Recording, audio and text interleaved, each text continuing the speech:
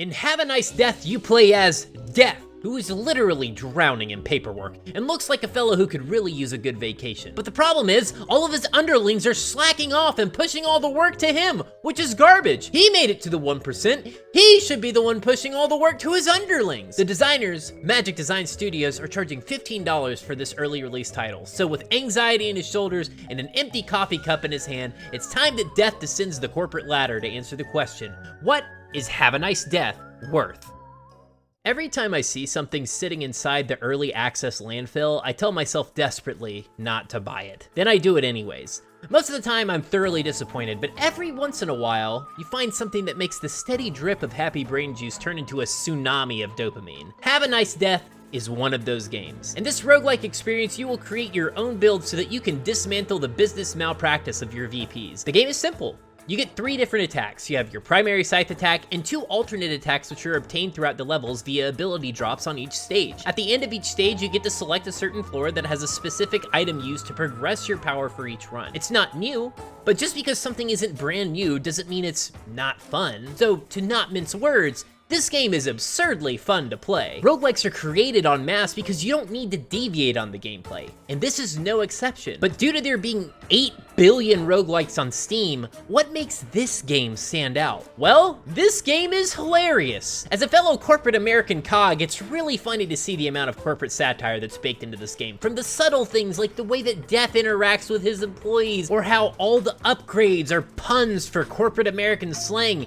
It's just a game that doesn't take itself too seriously. It's not trying to grandstand for some something purpose, but just be a silly game about a skeleton killing cigarettes. Another differentiator is the art style. This game is just gorgeous to look at. There are really only a handful of places where I could think to tell you that a monochrome color palette would be exciting to look at, and usually those places involve someone with an intense color blindness and a twisted childhood trauma. But in Have a Nice Death, the game is shaded perfectly in every single region, and the spots that have color serve a functional purpose to alert players to oncoming threats. All I have to say is thank you, Magic Design Studio, for making something so fun and excellent. I only have one critique. When you're first starting the game, you're going to get to the first elevator and you're gonna ask yourself, what the heck do these different floor icons mean? The game doesn't really teach you what each floor is going to provide, which does screw up your initial decision making on which floor and item to pursue. By my 3rd run, I pretty much understood what each floor meant and what I could expect to obtain, but the initial feeling of bewilderment was still present. In my review of Pokemon Legends Arceus, I talk about how developers handhold too much. Well, this is probably a step too far in the other direction, giving no indication as to how pivotal mechanics work in the game. But like I said, this is one singular issue amongst a great experience. After enough repetition, my gripes with the game disappeared, and I wouldn't say it marred my experience at all. Have a Nice Death is fun,